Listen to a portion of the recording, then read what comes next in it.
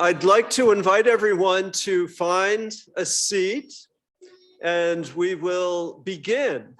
We are already broadcasting on Zoom and we have asked for the people on Zoom to keep themselves muted.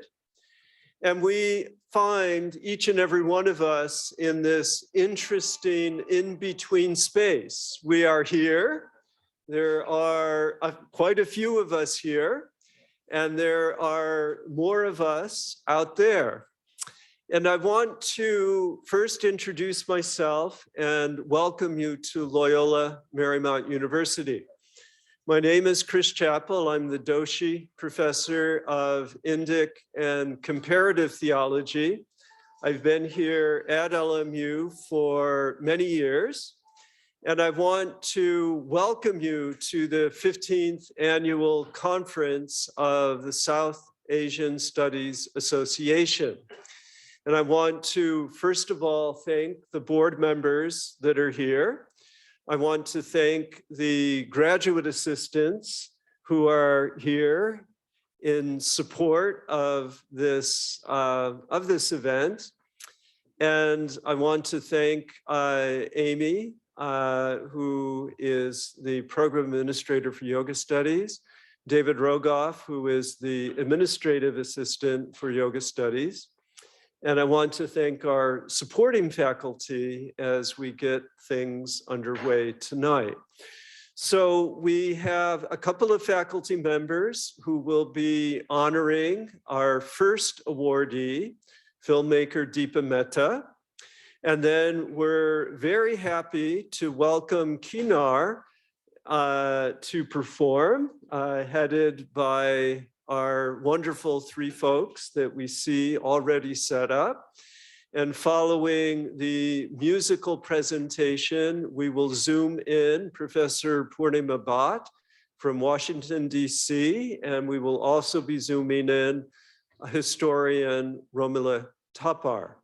So I want to first introduce Anupama Prabhala, who is a professor of film here at Loyola Marymount, and she will be honoring filmmaker Deepa Mehta. So, please.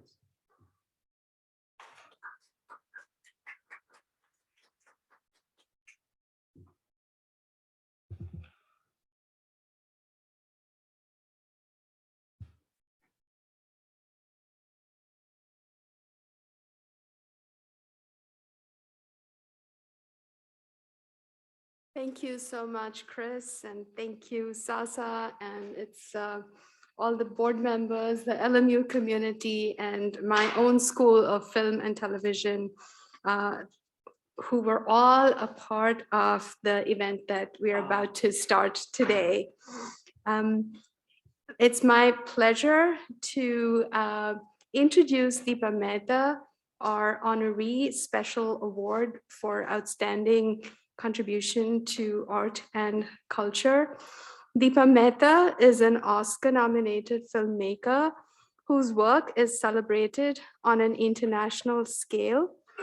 Her emotionally resonating, award-winning films have played at every major film festival and been sold and distributed around the globe. Her films include the Elemental trilogy, Earth, Fire, Water, the final film of which received an Oscar nomination for Best Foreign Language Film. Bollywood, Hollywood, Heaven on Earth, and the epic adaptation of Midnight's Children, Salman Rushdie's three-time Booker Prize-winning novel. Mehta's work challenges traditions and stereotypes and is always daring, fearless, and provocative. It's this spirit that saturated her feature film, Anatomy of Violence. Deepa shot the pilot and second episode for the Netflix original series, Layla, and is the creative executive producer for the show. She also directed The Manager, the pilot episode of Little America for Apple TV. Her latest feature film, Funny Boy, from which we're going to share a clip shortly, is based on the award-winning novel by Shyam Selvadurai. It has been released on Netflix through Array and on CBC Gem in Canada. It received awards for Best Adapted Screenplay, Best Original Score, and Best Director at the 2021 Canadian Screen Awards, and for Best Motion Picture and Best Supporting Performance Female at the 2021 Leo Awards. Deepa thoroughly enjoyed directing an iconic cast of the iconic script, Bear Down, for Showtime series Yellow Jackets. She's currently working as the writer and director of Propagate Content's feature film, Burnt Sugar, Girl in White Cotton, based on Avni Doshi's award-winning novel, shortlisted for the Booker Prize. And I want to play a short film.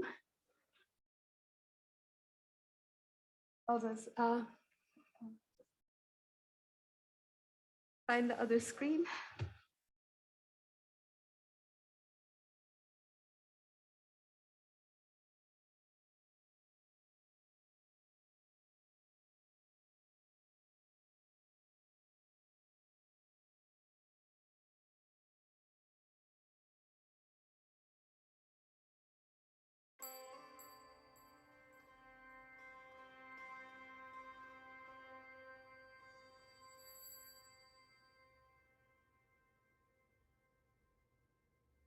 I'm not very comfortable being shot on the profile. It is infuriating. It's infuriating. Yeah. And why is it infuriating? I hate it. Maybe that's what irritates me.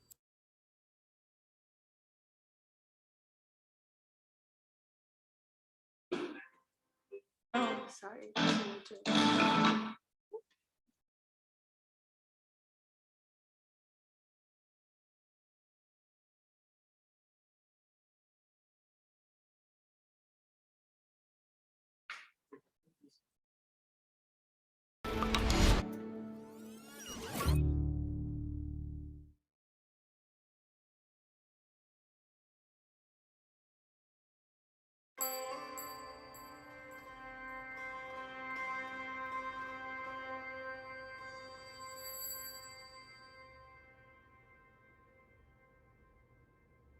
I'm not very comfortable being shot on the profile. It is infuriating. It's infuriating. Yeah. And why is it infuriating? I hate it. Maybe that's what irritates me. I'm not only in front of one camera, I'm in front of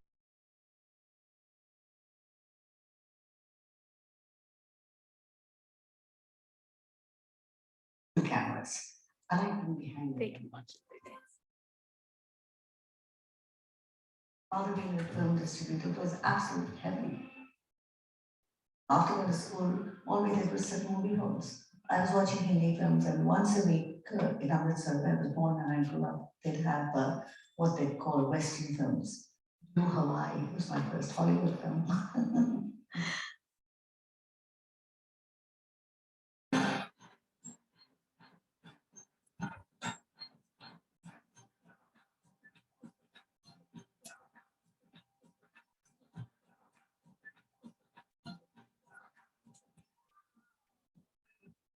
I made very few films in Canada. Born in India, I went to university there, my family still lives there. There's something about Canada which is really physical space, emotional space, it gives me room to breathe. Canada has its own values, which are very different from the values I grew up with, and I like that conflict as well.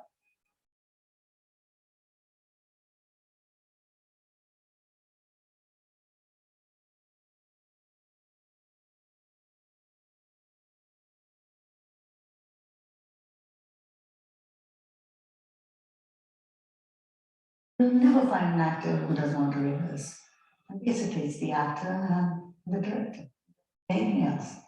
I mean, we rehearse for at least 3 or 4 weeks. I mean, that is a given. And the last thing I want is to, be on the set and somebody say that, what's my motivation, Deepa? So forget it. You better know your motivation before you come in. Wonderful theatre director in India, she said. Natya Shastras, I've never been to sing with him. Natya Shastras are a text that are about 2,500 years old, 8,000 pages long or something. Basically about what is importance of entertainment, laughter, love, anger, bravery, 9 pure emotions.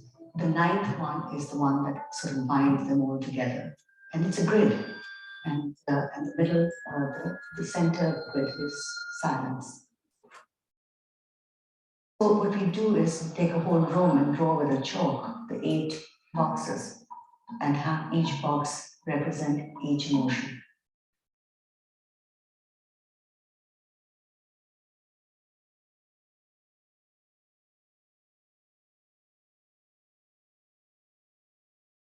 Then it's very easy for the actors to actually walk through with their lines and interpret it through every different emotion. And maybe put one foot in bravery and one foot in cowardice. How would you say your line then? One in hatred and one in love. Or one without saying anything.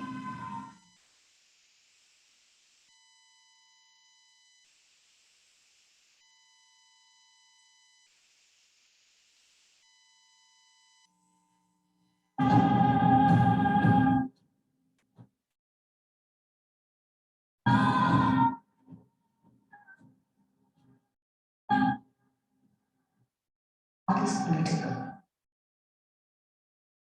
It should be, but it has to be about really dealing with an issue.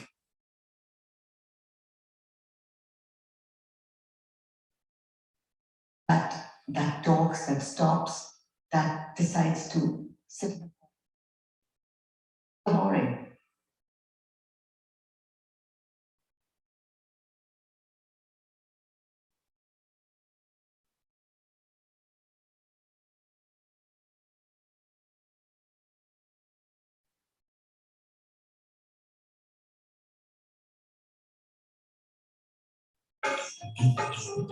So Deepa Mehta was honored in 2012 with the Lifetime Artistic Achievement Award in Canada. She also shared a clip from her latest feature, Funny Boy.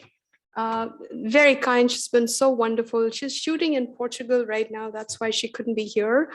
I want to show next the clip that Deepa shared of Funny Boy, which deals about the conflict in Sri Lanka, which is so resonant and evocative for us today.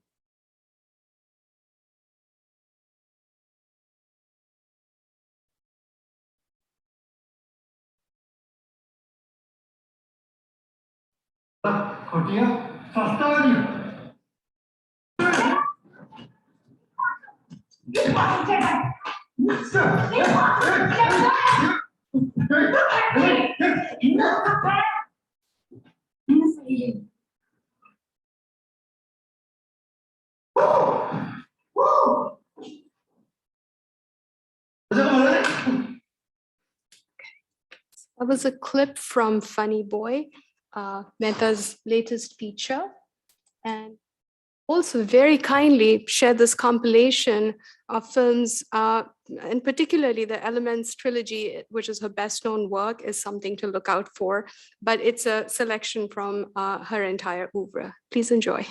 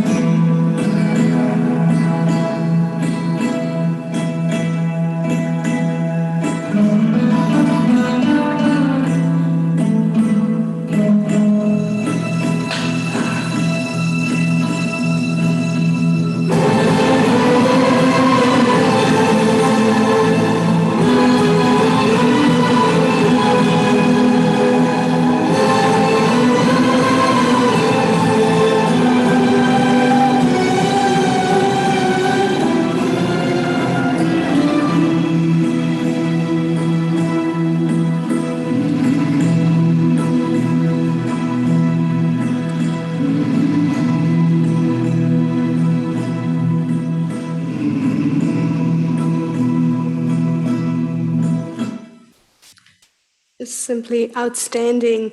And finally, and this is really the icing on the cake, Deepa sent us a personal message on video, which she shot today, that I am so thrilled to share with you. Next.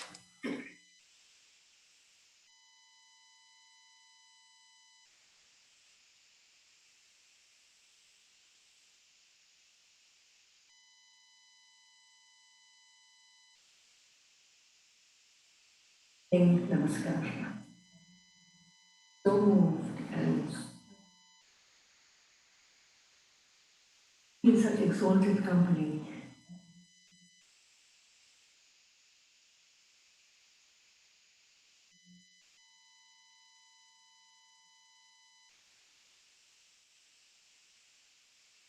Strange times and culture and art.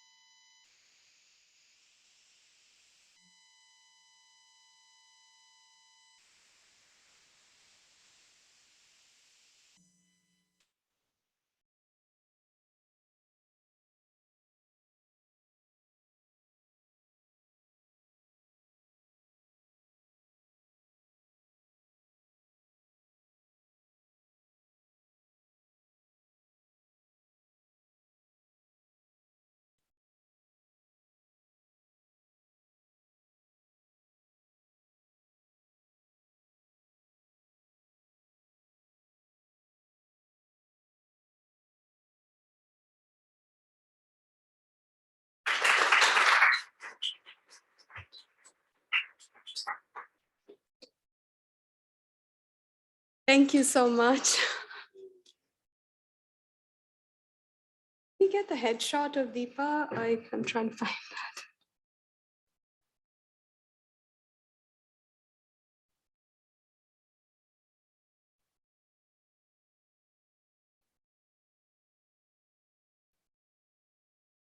For a sec.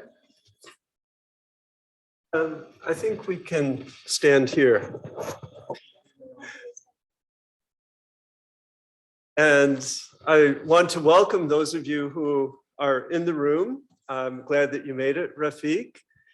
And I'm seeing that everyone found their way here, and also to welcome the people on Zoom who are with us. And I want to introduce two colleagues, Professor Arnab and Professor Anupama. And Arnab is in theater arts and Anu is in the film and television school here. And I think I'll start this by just reflecting on how moved I was those many years ago when I first saw and taught for many years from the film Earth. And as she said, art is political. And she captures with such elegance a political moment in the history of the world that brings great sadness to us all. As we saw North Korea divided from South Korea, as we saw North Vietnam divided from South Vietnam, as we saw Pakistan at an earlier time divided from India, we saw people of the same language, the same food, the same culture, riven apart. And how do we communicate the sadness of that moment? And probably in each and every story within this room, you go back to your grandparents or your great-grandparents or your great-grandparents, and there was a great dislocation. And by showing this beautiful city of Lahore torn in two, by showing the hapless bystanders, Zoroastrian community, the Parsi community, confused. And as we see the effect of this upon children, we can't help but go to that timelessness that we're experiencing once again in Ukraine. One of our speakers is trying to find way here, so I'll have to catch up with that. And what I would like us to do is to revisit her work. And if you've not yet seen The Manager, it's adorable. And what I would like to do as I step away and find our missing speaker is to invite Anu first to make some reflections, and then Arnav. Yeah. So. Thank you, Chris, and thank you, all of you. It's such a pleasure to share this moment with all of you. As a film professor, it gives me great pleasure to be able to show work that has been made in Canada. Ours, to our students and to the community here at LMU. I also want to add that Deepa wanted to show Funny Boy today if possible. And so I just wanted to share that message. If you haven't seen Funny Boy, please see Funny Boy, and please also see other work. And the Earth in particular is one of my favorite films, as Chris mentioned. Images from Earth are just kind of, lost in my mind. And Deepa's story is also a personal story because her parents moved during partition to Amritsar. So she's grown up hearing stories about the partition, which is no less of a traumatic historical event than the Holocaust. So I just wanted to mention that. And I also wanted to say, it gives me great pleasure to share with you that Deepa has been filmmaker in residence at LMU at SFTV, which is why we have such a strong personal connection with her. And we got that lovely video message that just was so moving for me. And I hope it was the same for all of you. So with that, I will hand the mic over to Arnav. It's August company to share thoughts on these films. I was growing up, I was very young when Fire came out, and I remember being particularly young when all the controversy surrounding water was happening around India, especially because the film was supposed to be shot in Varanasi. The film Water, which is the last part of the trilogy, it's about widows and how widows have been treated or mistreated in the Indian context, especially in the city of Varanasi, which has a large community of widows who come to live in this town. And Varanasi happens to be the city where my mother's family is from. So, they saw some of this. It just so happened they were at the Dashashwamedh Ghat, where Shabana Azmi and others were coming out of the water, and they saw the controversy erupt in front of their eyes. That, again, I was very young. I did not know what any of these things meant at the time. But then as I've seen the films, I've grown up and I've seen all three of the trilogies and tried connecting the dots between them, trying understanding where they are in the schema of filmmaking in the Indian context, and what happens when a filmmaker tries to have an independent voice, tries to draw attention to issues that people are always trying to sweep under the rugs. That's where Deepa Mehta and that's where Deepa Mehta's significance started dawning upon me personally as a young person who was then getting into the arts.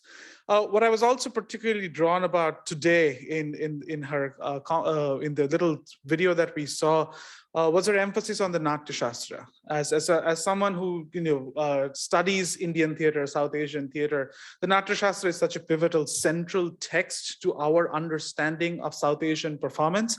But as Anu just mentioned, but not just South Asian theater performance, but also South Asian entertainment, or as Deepa was referencing as well.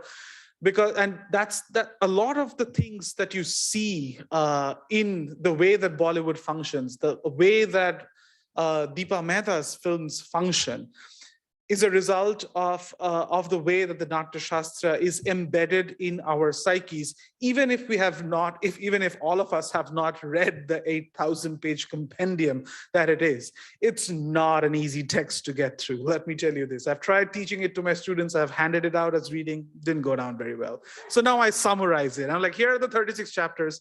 You need to know 2. Let's talk about rasa theory. Done. And you know, the whole exercise that she was talking about is something that we do with our students. It's called the Rasa Box. It was created by Richard Schechner at NYU. And it is where, you know, you can see that the actor, the person is a vessel for pure emotion to kind of course through.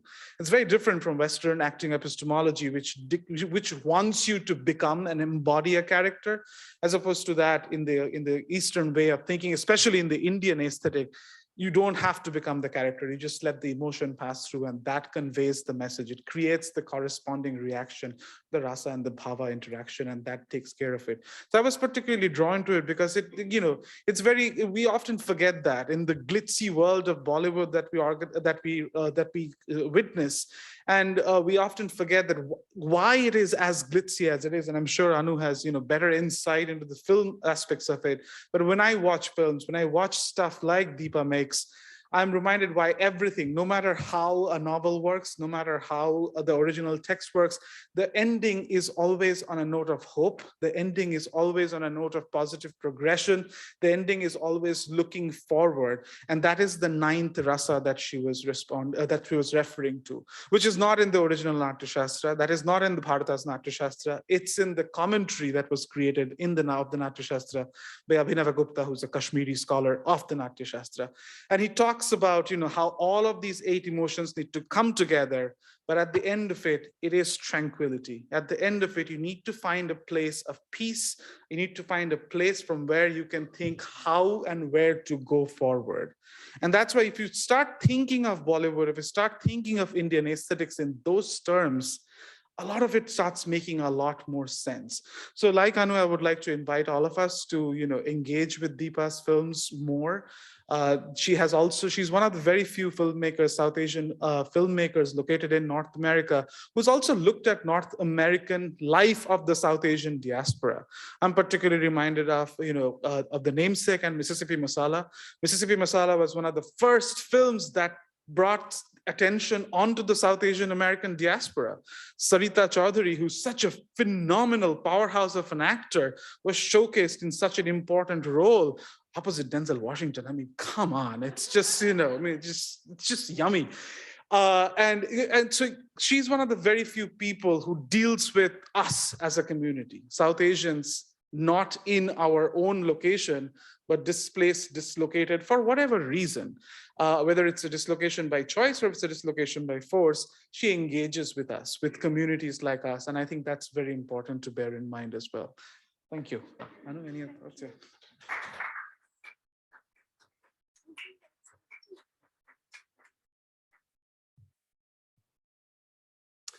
I wanted to share just a little bit about the graciousness of Deepa.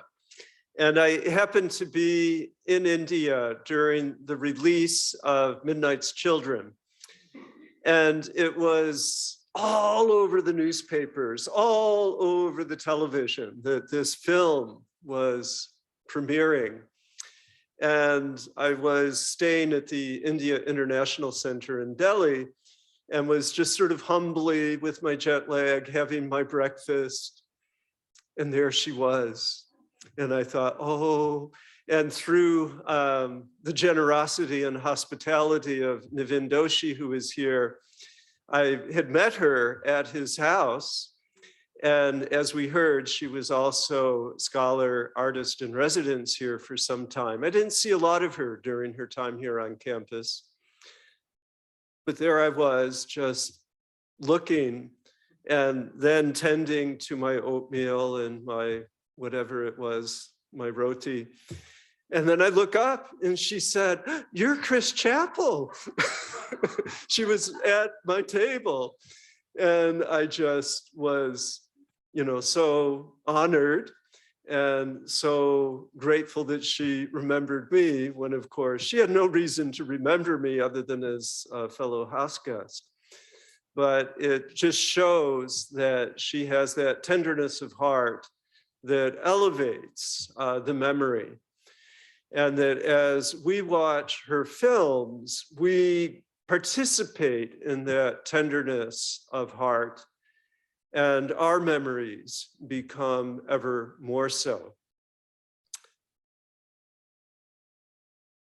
So I would welcome anyone else to, if you have something to share about Deepa Mehta, because she will probably view this, perhaps in transit from one place to another. But I really would just like to offer that moment. So Caleb, have you been a fan? Okay, so I want to introduce Caleb Simmons just to come up and say a couple of words. And then we will welcome our musicians here. Caleb is Professor of Religious Studies at the University of Arizona. Thank you, and I would have dressed up more if I knew I was coming up here today. I came across Deepa Mehta's films whenever I was first going into grad school. I had watched a lot of Bollywood as an undergrad, and had not been interested or studying South Asia. And as I was transitioning, I wound up going to Florida State University and studying with Kathleen Erndl, who unfortunately passed away very early. But I remember in our first conversations, she had mentioned Deepa Mehta's work, and she mentioned Fire, and I couldn't get it through Netflix, but I ordered the DVD of Water. And then as soon as I saw it, I mean, anyone who has seen the film, it's hard not to be moved by Deepa Mehta's work. And then, of course, I had to watch the whole trilogy and started watching them with Professor Erndl. And we both got so into Deepa Mehta that for my graduation present to her as my mentor, I actually ordered off of eBay a signed copy of the DVD of Water. And so that was my offering to my mentor. So it was a lot of my memories of South Asian studies actually originate in connection with viewing the trilogy of Earth, Fire, and Water.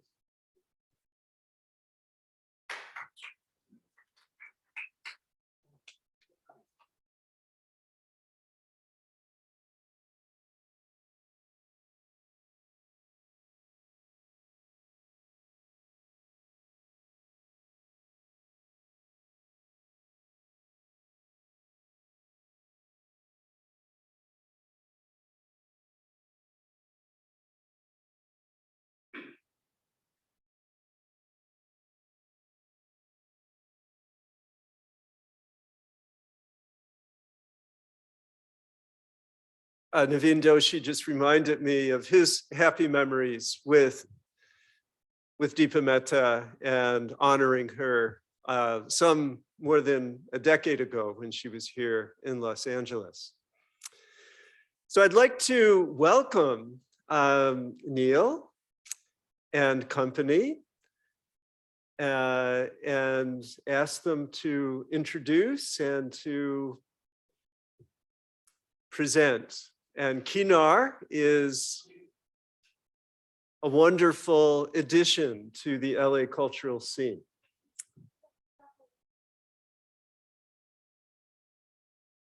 Oh, sure, yeah.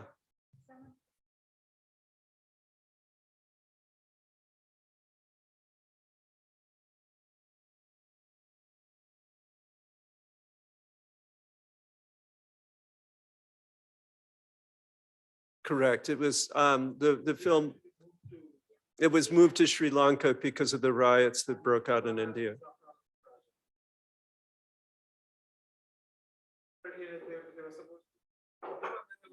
Scouting for locations.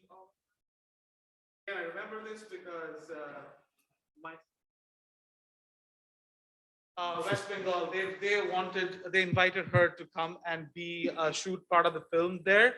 But by that time, things had moved on, there were photos of both the actors, Nandita Das and Shabana Azmi, were shaved off their heads, were completely in character in Varanasi, but that couldn't happen. So John Abraham and everyone else who's part of the project, who became part of the film Water, came on board a little after that. And this, yes, it was shot in Sri Lanka.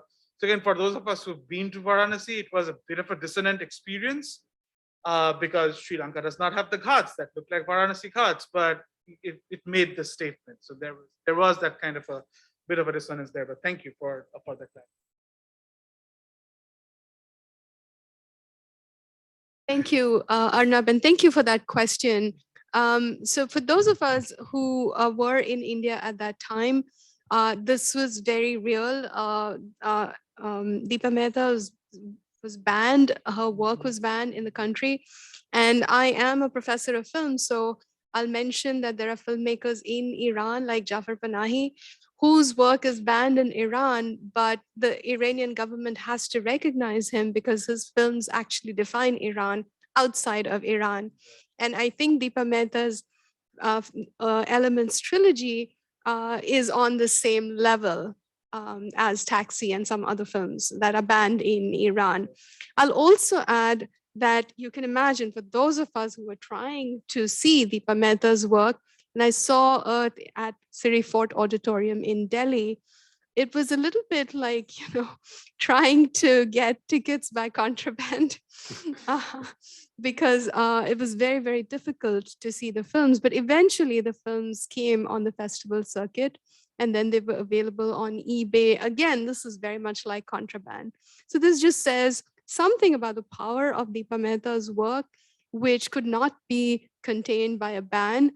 In fact, if anything, the ban made her work even more interesting. And that's how censorship works in India. Thank you.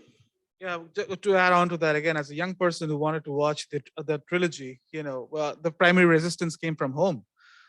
Because I mean, my parents who were talking about, these are important films and they should be seen, et cetera, et cetera. So when I said, fine, let me see it, they were like, nope, not for you, but for everyone else. It's an important piece of work. So it was not until much later that I was able to savor and enjoy these films. I still remember being shoved into this other room as my parents watched Earth and Amir Khan and that last scene where Nandita Das is dragged away brutally and Amir Khan hunches down. I had to peep and look at the TV, a little 21-inch TV to look at it. This was not something that was, staple diet for people in India, as Anu was mentioning. So yeah, there's that. But thank you so much again for the clarification.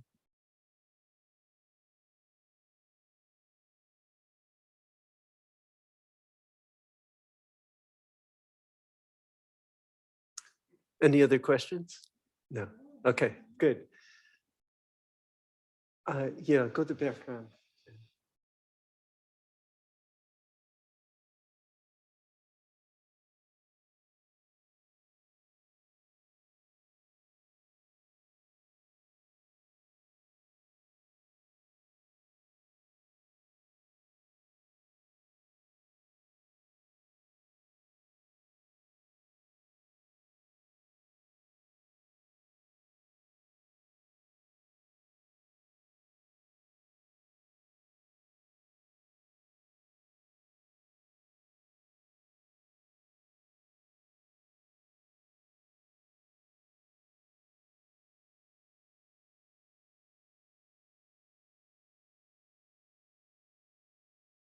Everyone. Hi, welcome. Welcome to the conference brought to you by the South Asian Studies Association here. I do want to acknowledge Professor Chris Chappell for his amazing.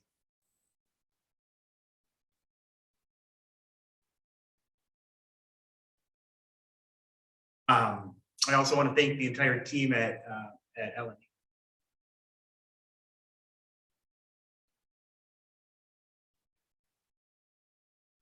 And of course, I'm really excited to see all the different presentations. So like I said, I'm Neil Agarwal, and I want to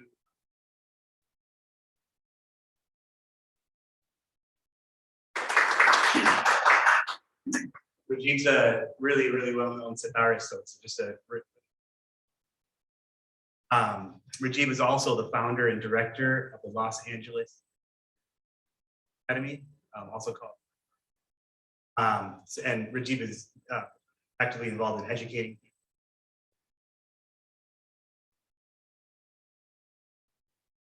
past several years. So I'm going to pass it over to Rajeev. We're going to start with a rag today, and I'll have.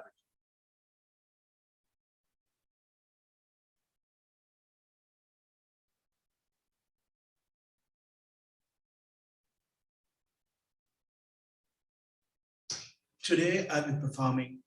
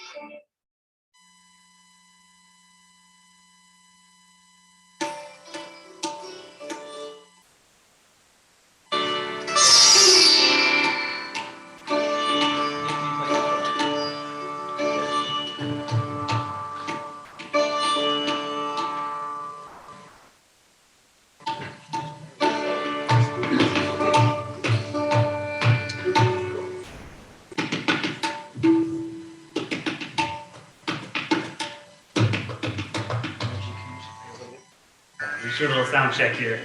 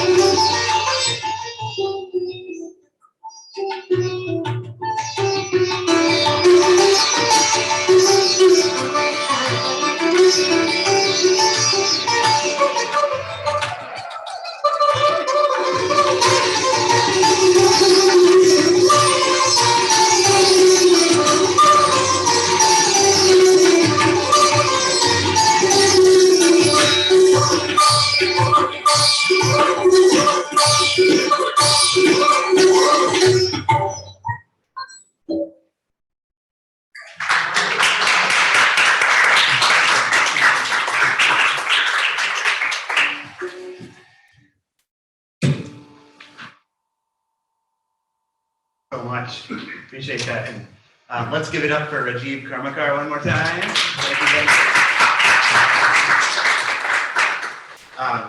I want to introduce you to one of our musicians.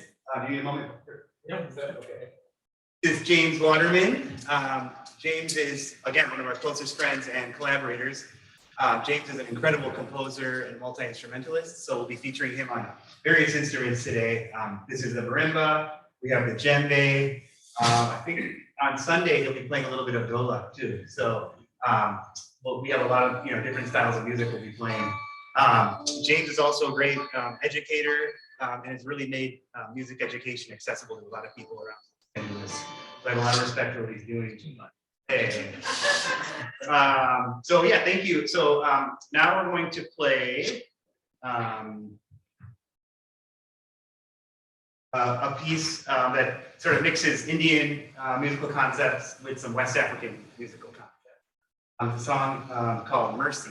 And I'm going to play on the drum set for that, so give me 1 second.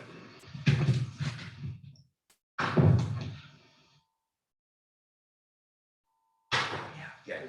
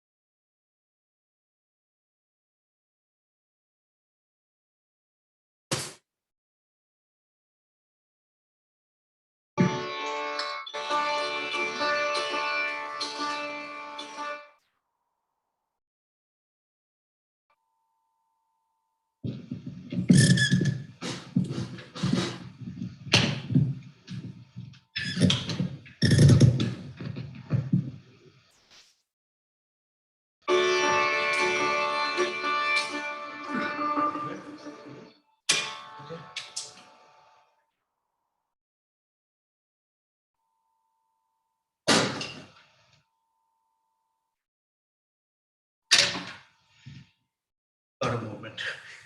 Okay, let's do it.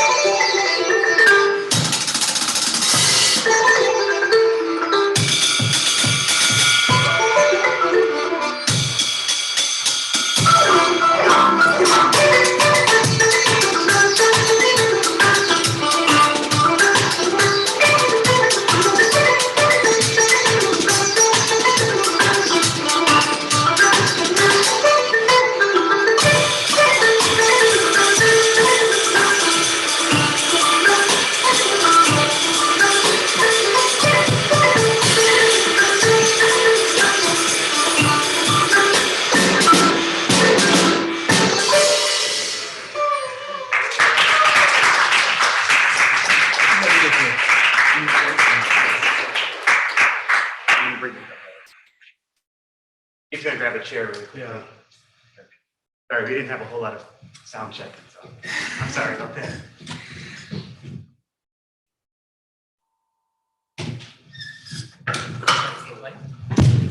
Light. Yeah, that's good.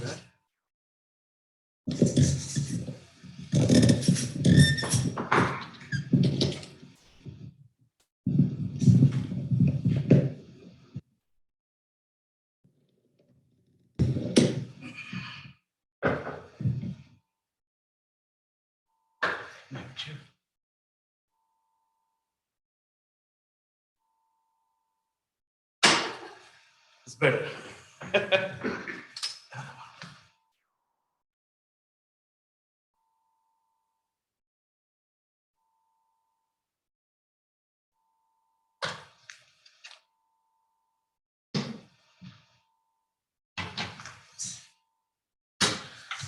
Which one?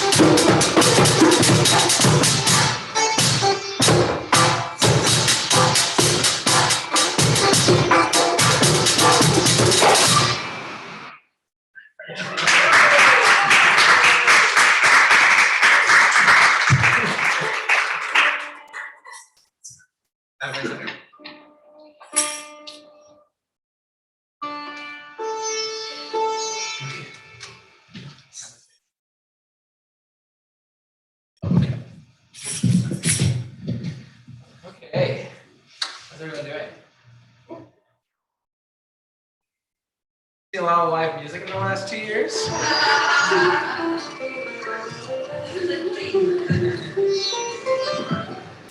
we're really thankful that you all came out to support this incredible association. We're very thankful to be here. My name is James, like Neil said. This next piece is a composition by me for frame drum and tabla duet. So I've studied quite just a little bit of tabla, nowhere near the level that Neil has devoted to the instrument.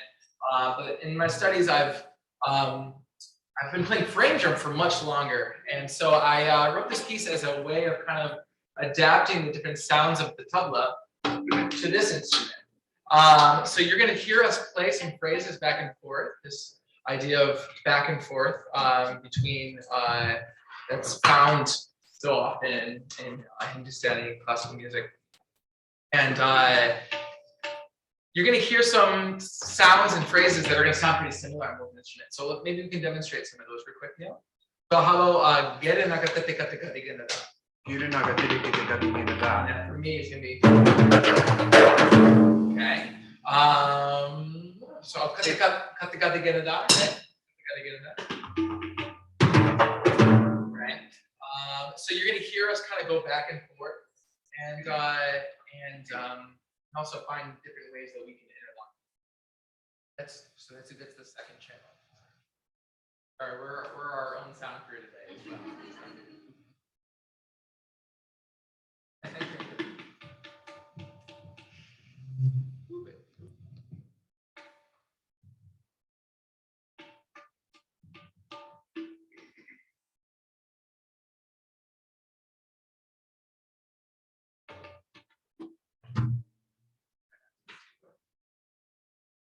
Okay, so I hope you enjoy side by side, and Rajiv will be keeping Nagma for us, which is melody that will be keeping the cycle for us. So this is actually in the same cycle that we heard that amazing by Neil and Rajiv earlier, which is T-16.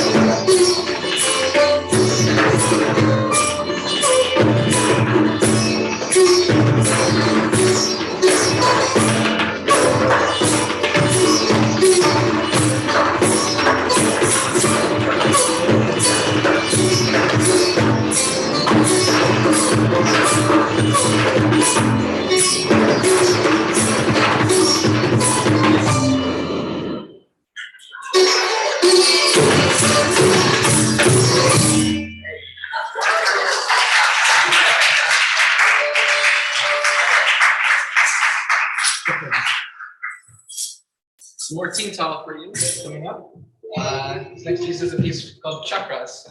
And we're gonna extend it for some solos and Also, I do want to give one more shout out. As I see here in the audience, I got to give a shout out to Gayatri over here for really doing a lot of work for this conference as well. Thank you. Yeah.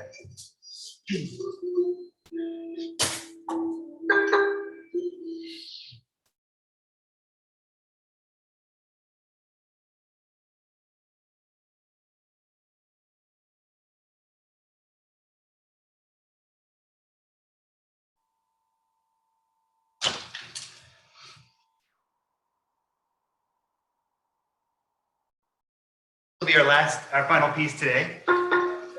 This one's called Chakras.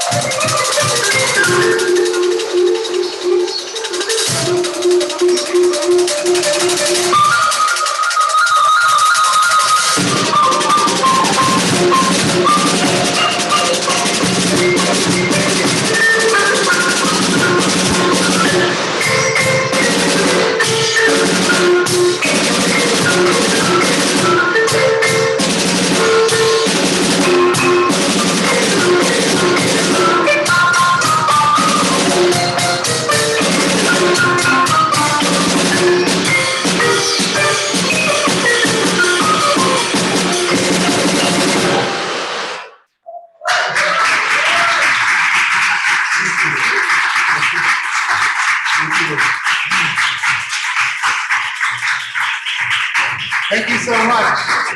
Deepa Mehta and James Waterman. Thank you so much. We are Kinar. Thank you.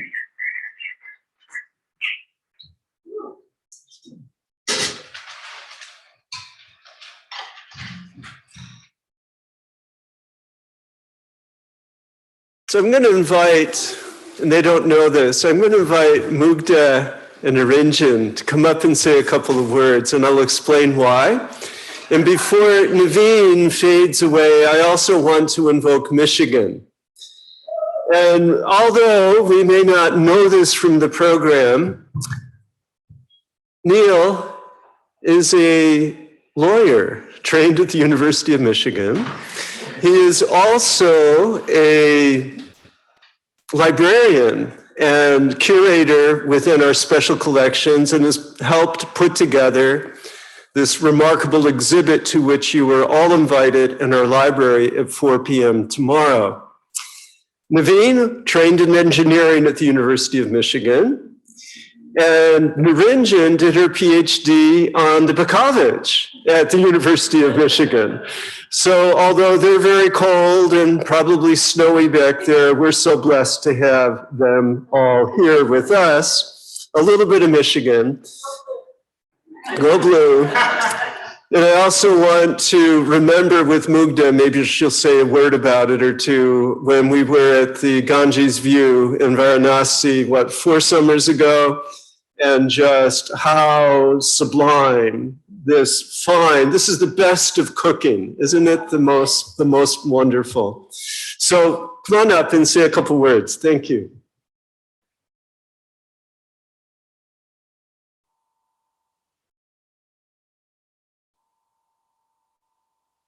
Hello, everyone. Oh, what a pleasure that was. It's so wonderful to be here with everyone today. I am Niranjan Kaur-Khalsa-Baker, and I teach in the Theological Studies Department as well as in the Yoga Studies program.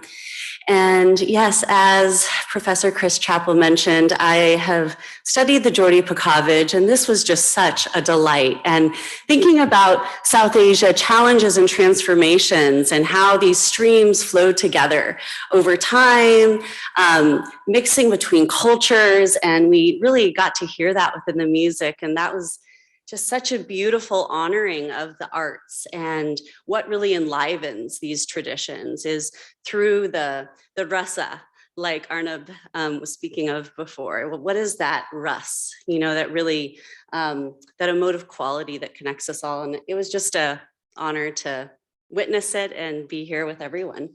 So I'll let you speak now. Thank you. Hello, everyone. Namaste. My name is Dr. Mugdha Ayolekar, and I'm so happy to be here today in this space. Thank you so much, Chris, for putting this together.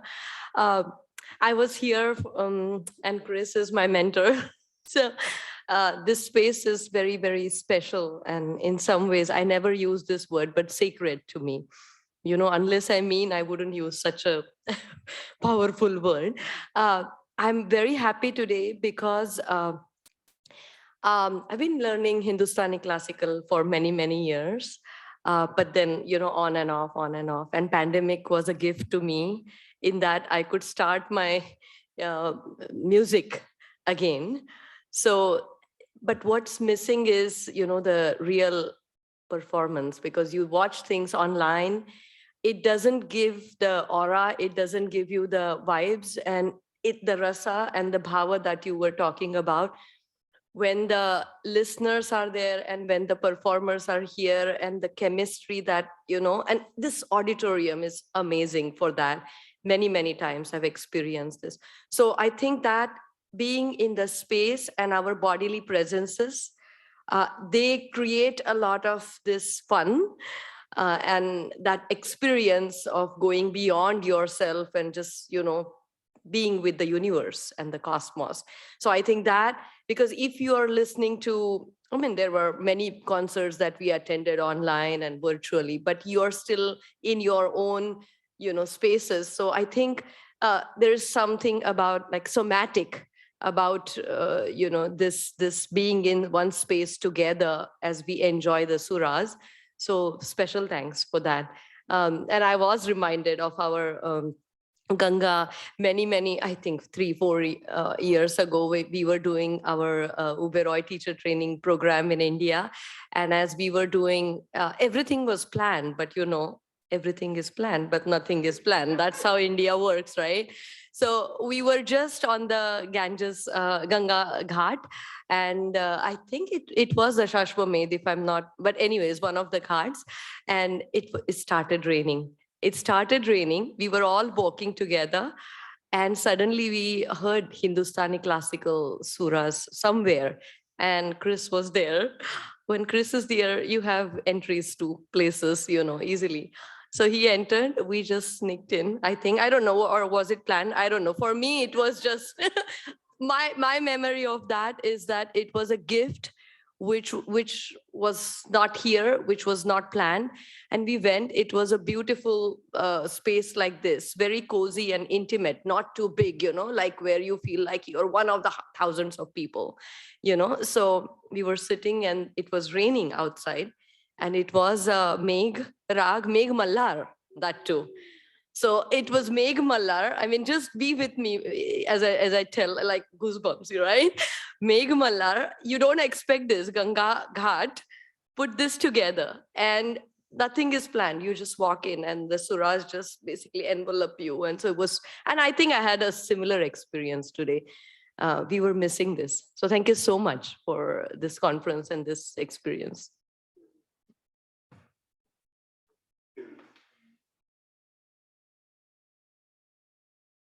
And an Arizona connection. Mugdha did her PhD with one of my PhD advisors who moved from Fordham to Arizona State. And Mugdha, for 3 years, was a postdoctoral fellow here on our faculty in theological studies. She is now on the faculty of California State University at Fullerton in religious studies. So we're I think all edified. And before I forget, each and every one of us are invited to have dinner following this event at India Taj Palace. So compliments of the Doshi Professorship, which is helping to fund this event. And I hope you'll all be able to join us. India Taj is just up the hill, and dear old friends, actually, and now their daughter is a student here at LMU. In engineering, of course. So Lane and Shuo, do we have our next folks tuned in as yet? So first it will be Purnima Bhatt.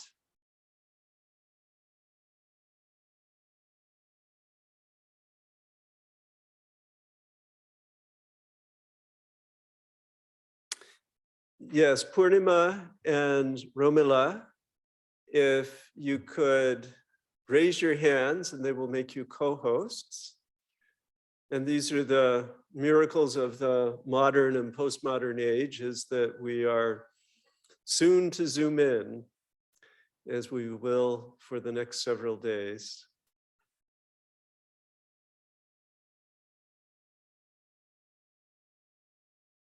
And I do want to remind you of the schedule, that tomorrow morning at 8 o'clock in Los Angeles here, we will be in classrooms along the hallway outside. And at 9:30 p.m., and depending upon your nation, 9 p.m., people will be tuning in from India, Pakistan, and perhaps also Nepal. And that's a 45-minute difference. So please look at your world clock if you are over there on the other side of the world. And then at 4 p.m., we will reconvene on the 3rd floor of our library for the special exhibit that Neil has helped to put together. And then at 5 p.m., we will be at the Vandara Family Suite to launch Monsoon, the South Asian Studies Association journal.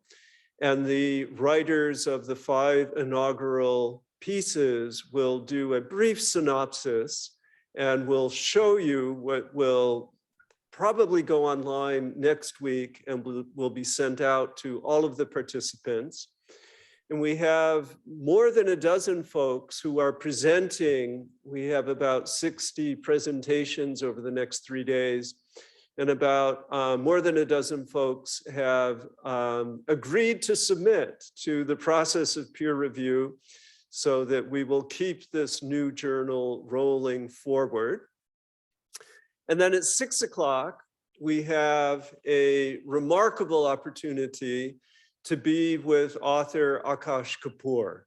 And he wrote a book, Better to Have Gone, about the utopian community of Oroville.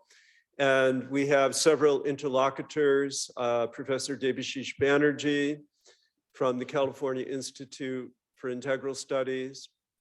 We have the former president of the California Institute, who will be there as well, and myself responding, as well as zooming in. We'll have Eliza Kent, who wrote a book on sacred groves and did a full chapter on Oroville. And then the next morning, we will reconvene again, but daylight savings time. So make sure that your clock is set and your alarm is set, but we're starting here at 8 o'clock, which will feel like 7 in your body. But that'll be a little bit better for India because it will be 8:30 at night, and even better in Pakistan where it will be 8 at night. And we will have several concluding sessions as indicated in the program. And then our musicians will return, Navin Doshi will return. We will all have lunch together down the hallway in room 1857. Please invite all of your friends and family to sneak them on campus, bring their whatever they need card to get through the gate, vaccination cards. But this music is just, bring your kids, you know, I mean, the music is just remarkable. And that will be happening around 11:30, followed with lunch. So I encourage you, one and all, to be here. So I'm going to invite Lane to come up and to engineer what needs to be engineered here. And thank you.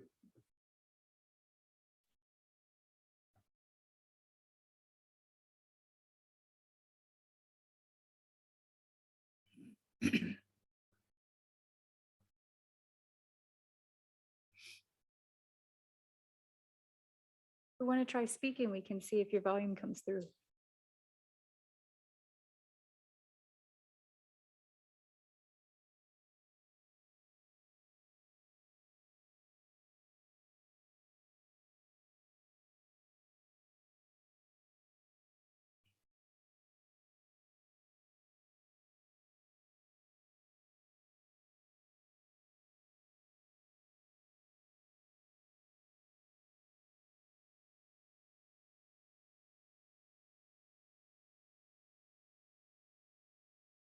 Karen, if you unmute yourself, we can go ahead and pin you and then see you in the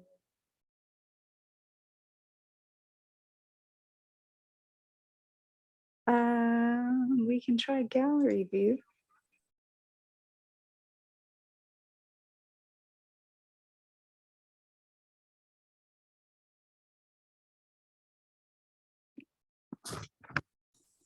Okay, how about now? Can you try talking one more time? Yeah, can you hear me clearly?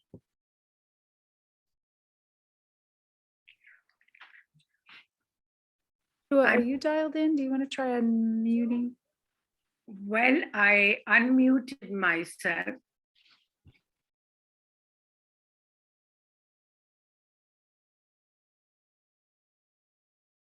Is there something else I can do?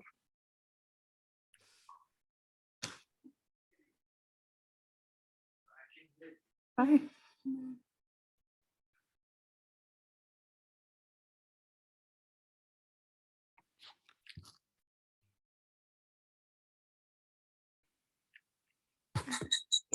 Yeah.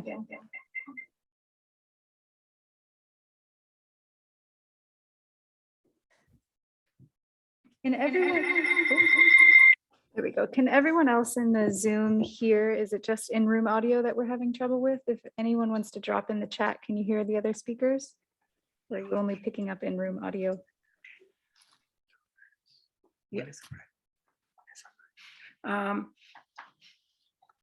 unmuted, so there are other people who can hear me. I'm not. Okay, so then it's just ours. Let's see if I can.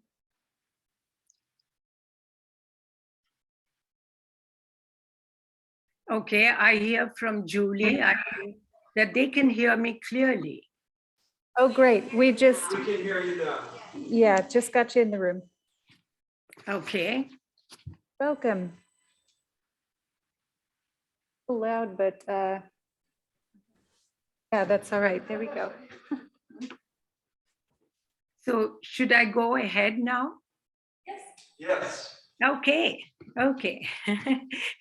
On behalf of SASA, it is a great honor and privilege for me to introduce our honoree for this year's Exemplar Award for Lifetime Academic Achievement, Dr. Romila Thapar. She's Professor Emerita at Jawaharlal Nehru University in Delhi, and a preeminent historian whose contribution to historical writing remain unparalleled. For more than 6 decades, Professor Thapar has been internationally recognized and acclaimed as a scholar, an intellectual, author, mentor, and most importantly, a spokesperson for academic freedom, intellectual integrity, and rigor. Dr. Thapar comes from an illustrious family. However, she was to carve out an independent path for herself. Her early experiences and encounters were to shape and give direction to her life. In the 1940s, as a young student in St. Mary's High School in Pune, she attended a prayer meeting in the course of which she heard Mahatma Gandhi and had occasion to meet with him. This encounter was to have a lasting impact on her. The decade of the 40s were a momentous time in the history of India. 15th August 1947 saw the birth of a new nation, and Dr. Thapar, along with others, felt a new excitement, an exhilaration, and a sense of purpose. Soon after, the young girl delivered her first speech in which she dealt with the question of what kind of society to build after independence and the changes and challenges that the nation would have to confront. Undoubtedly, these early experiences were to influence her lifelong quest to unravel the past so as to better understand the present. In 1958, Dr. Thapar earned her PhD in history from the School of Oriental and African Studies, the University of London, and embarked on her teaching career at Delhi University, where she was a reader in history for nearly a decade. She then moved to the newly established Jawaharlal Nehru University, where she had the distinction of being one of the founders of the School of Historical Studies, where she, along with a few leading academics, developed an innovative curriculum for a postgraduate course in history. During the course of her stellar academic career, Dr. Thapar has published over 30 books. These include her seminal work on Ashoka, Interpreting Early India, Ancient Indian Social History, Some Interpretations, The History of India, Volume 1, and From Lineage to State, The Mauryas Revisited.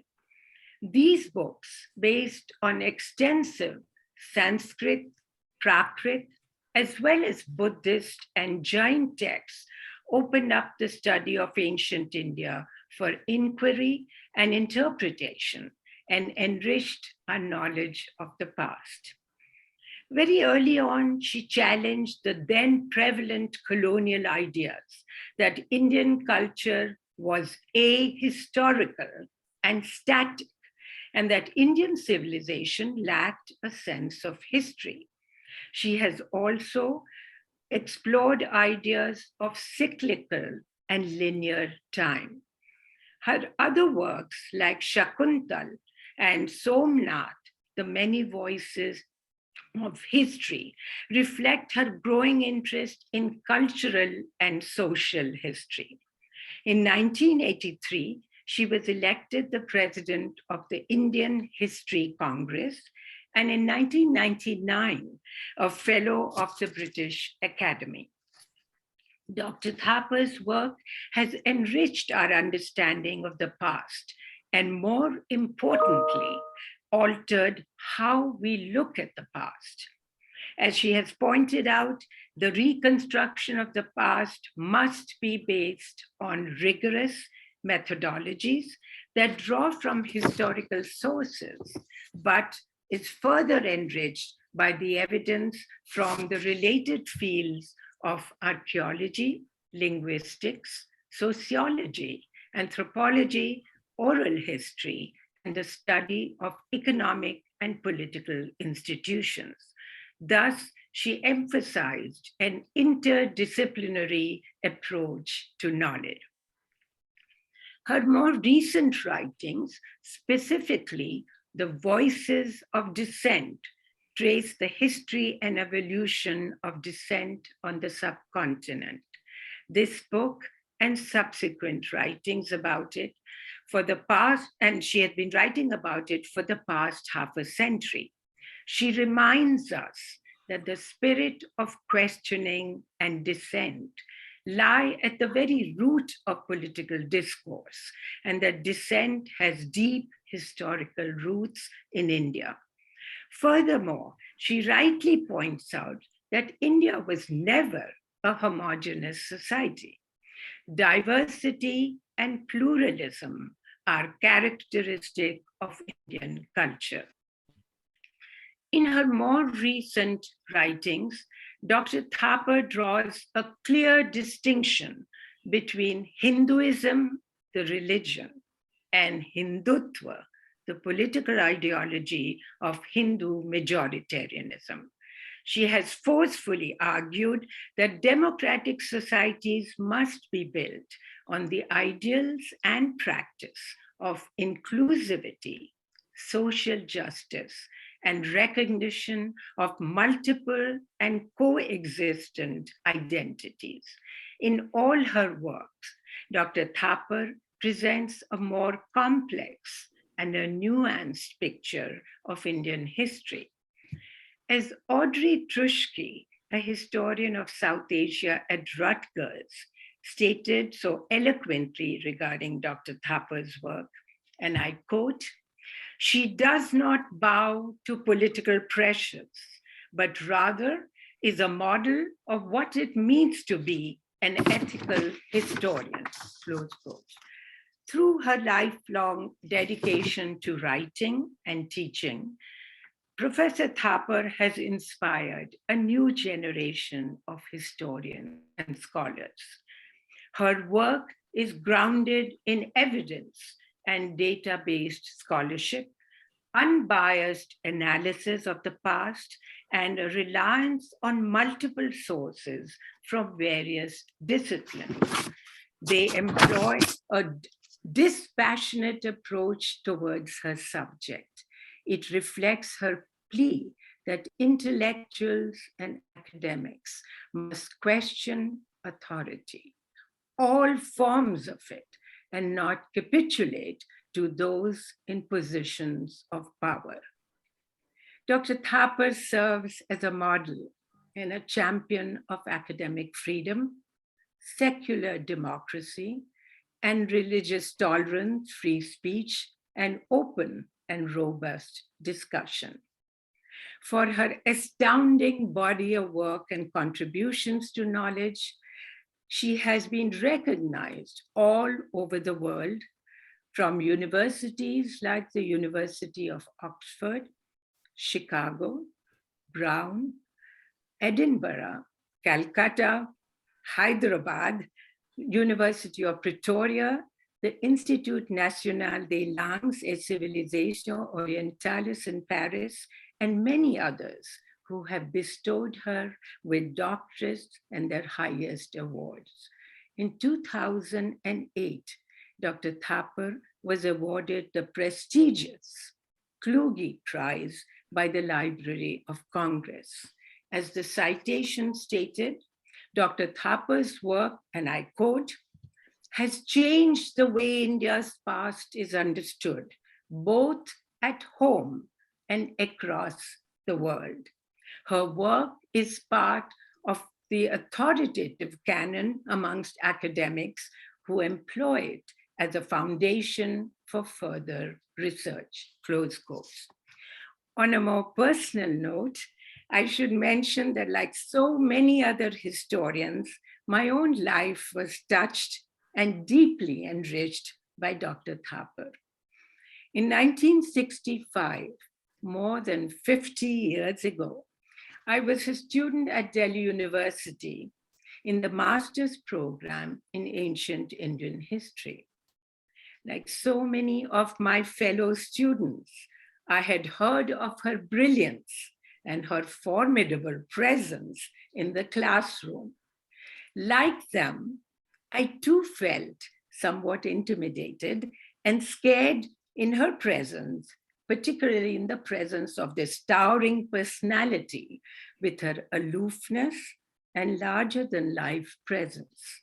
Her class, however, opened up a new world for me, which has had a lasting impact.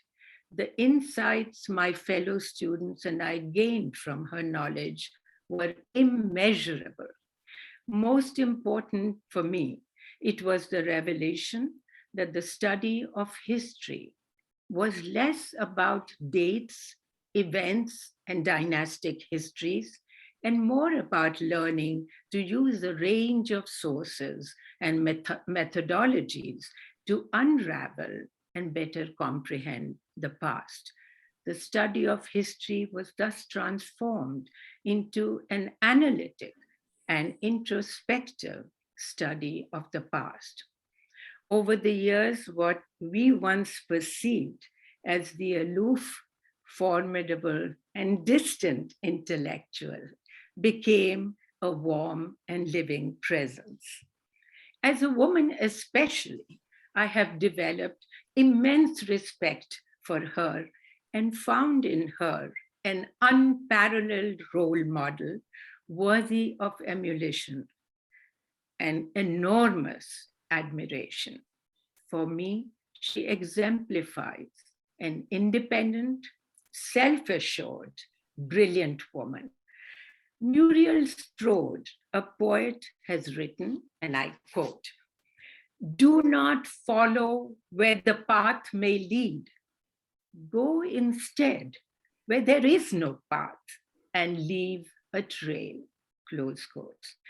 This so aptly applies to Dr. Thapar for blazing a trail that many generations of scholars will follow.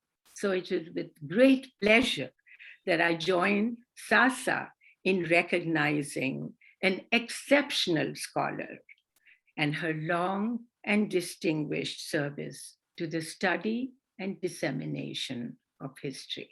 Dr. Thapar, thank you.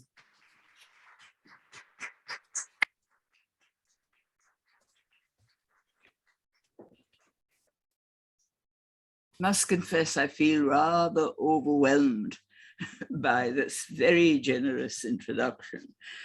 But let me also add that it's when that kind of statement is made that I feel my life was worth it after all. So thank you very much. Thank you, Professor Bhatt.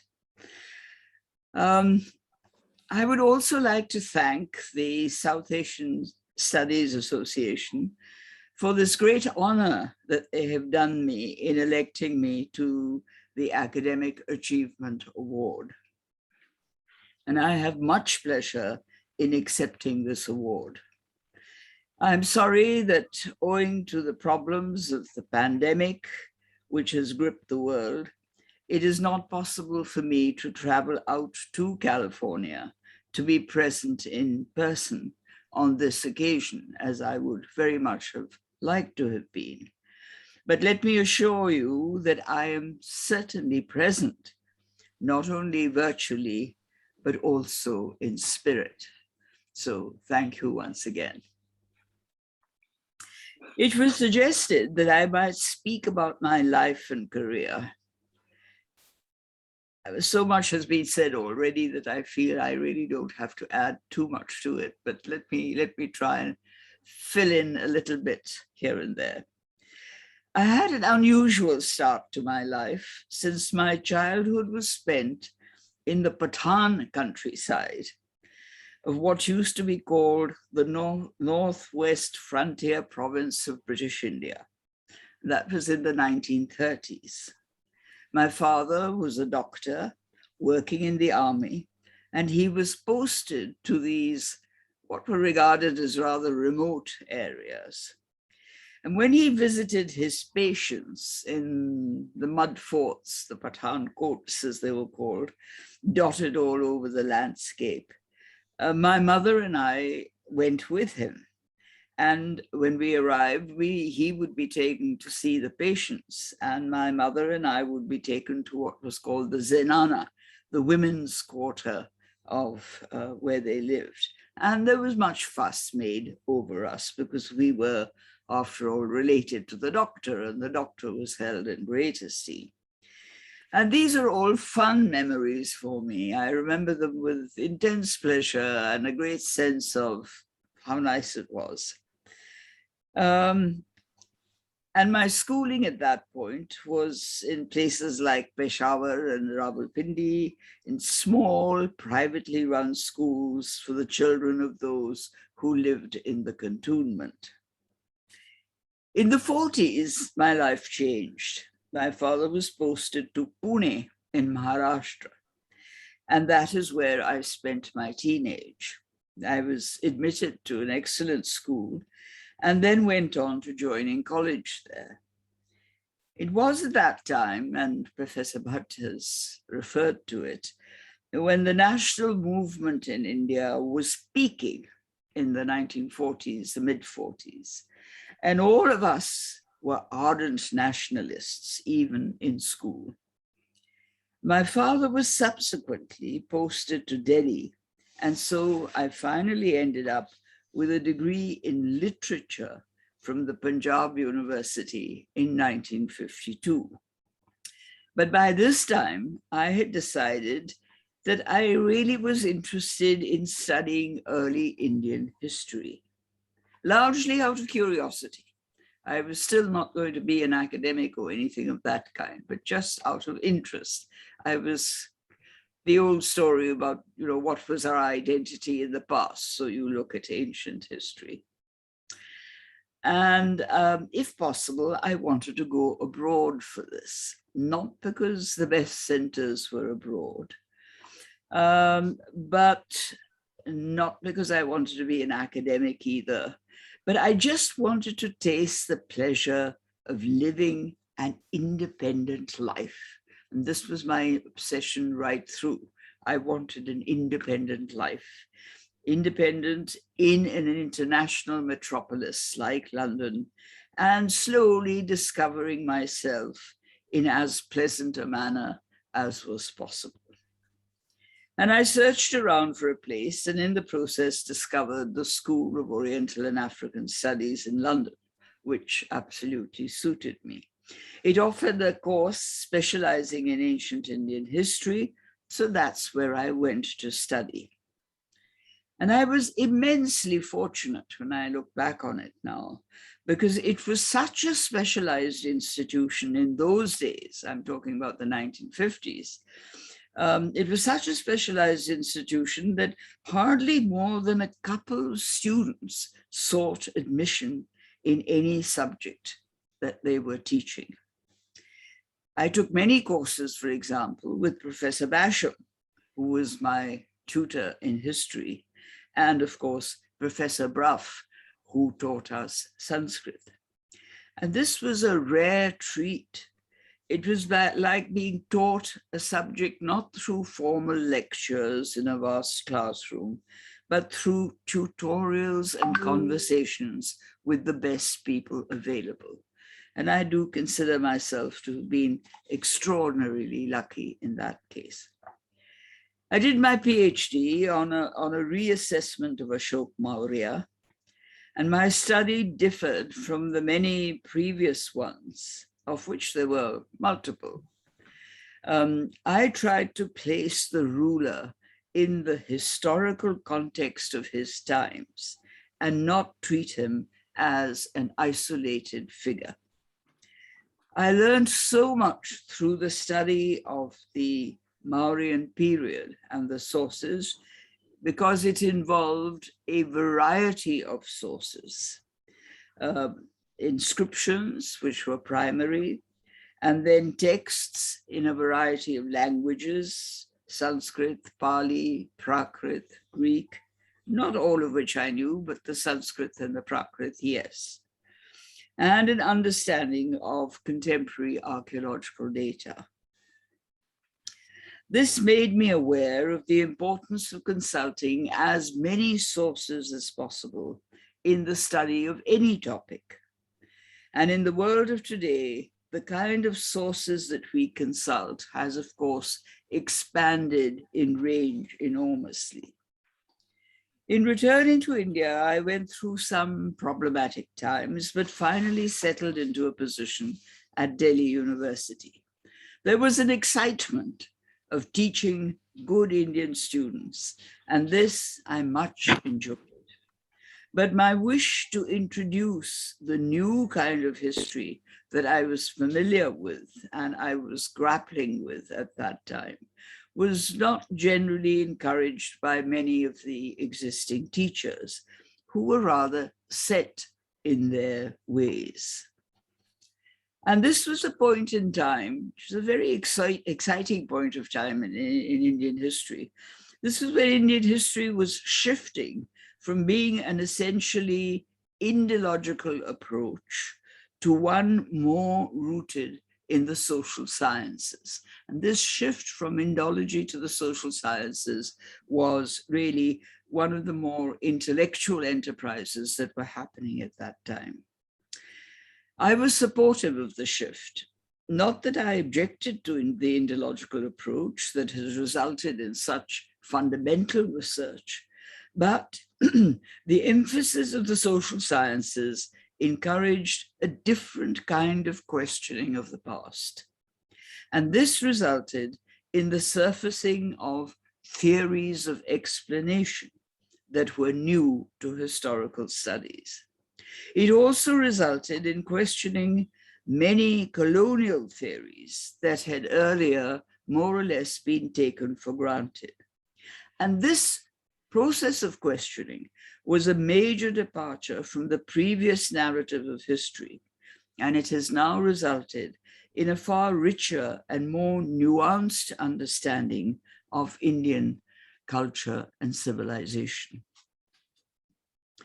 For me, the big break came when I was offered a position in the newly established Jawaharlal Nehru University. I could now work with a group of like-minded historians, anxious to explore new dimensions. We worked out new courses and were fairly experimental in these. And as we encouraged students to think of interdisciplinary themes, which were in fact quite novel at that time. We spent much time and energy in formulating these courses and giving a fresh direction to our historical research. We were determined to be on par with the best centers of historical research anywhere in the world. This was our ambition. And I think I can say with great modesty that the CHS, the Center for Historical Studies in Jawaharlal Nehru University, met that challenge. It was indeed intellectually both challenging and exhilarating to be doing this kind of exercise. We also had a very different admission policy from most universities in India and gave a small concession to students that came from economically and otherwise deprived backgrounds. We therefore had a new quality of students, a mix of the sophisticated metropolitan students, together with those who came from small towns and rural areas. And this, in a way, made us all as teachers aware of how teaching cannot be entirely divorced from the potential of the students whom we were teaching. It also expanded the reach of the discipline of history, and many of us were drawn much more purposefully into the profession of teaching and researching. The research that I carried out in the years when I was at JNU and later when I retired was invariably on subjects that intrigued me, that challenged existing knowledge, and that often suggested new ways of thinking about the past. These ways had to be explored, and among them was my major interest in historiography. It began, as Professor Bhatt said, it began with my arguing against the proposition that early Indians did not have a sense of history. For me, it was unacceptable that any sophisticated society and culture would not record and represent its past. And it took me many years, but I did finally publish my research in this book, which is called The Past Before Us. And since aspects of the past are often linked to and apparent in the present, for many of us, the past was not a subject divorced from the present, nor was it another country. It was very much a part of us. And I have a firm belief, as I say in conclusion, I have a firm belief that the study of ancient history is relevant even to our own present times. And in fact, its relevance increases day by day. And all said and done, let me conclude by saying that I think it was all well worth the pursuit of a lifetime. Thank you.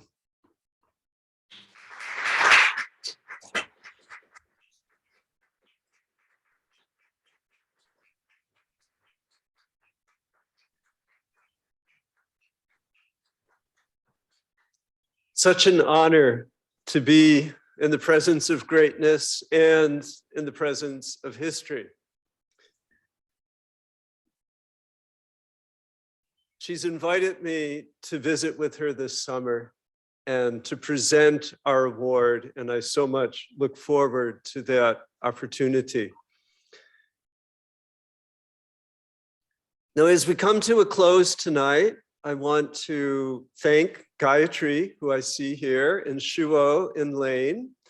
These are graduate assistants who have done so much for us in putting this event together. I also want to thank all of the unseen people who are with us on Zoom, and we saw a couple of chat moments come up that were quite bracing and affirming of our efforts. I think we all have a piece of us concerned about the troubles in Ukraine. And I know that we're all becoming hungry. So I invite those in the room here to retire up the hill to India Taj Palace. And I invite our viewers, Professor Thapar will be heading to breakfast as we are heading to dinner. And I also want to really thank Professor Purnima Bhatt, who was eloquent in her devotion to her advisor, and note that she is a historian of Africa, an historian of India, and served a very robust career at Hood College in Maryland. And she joined us from her home in Washington, DC. And I also want to thank our many trustees and directors of the South Asia Studies Association, Anupama, who is with us, and on our faculty here, Rafiq, who is at the Rand Institute up the road in Santa Monica, David Blundell, multiply affiliated and recently teaching at UCLA. And just so, and Parks Riley, who is here in the room with us, and others who are tuning in. I also want to recognize Alex Topper, another one of our graduate students who is helping out through this. and also welcome Kanika Bala and Venu Mehta, who are here and on the program and part of the live event that we will be experiencing as well as sharing. Not only will we be sharing this on Zoom in live time, but we will be posting the edited lectures on a YouTube channel for the South Asia Studies Association. So you can share glimpses with your students after the fact of some of the wisdom and the knowledge that we are experiencing. So thank you all so much, and I look forward to our time together in moments to come. Good night.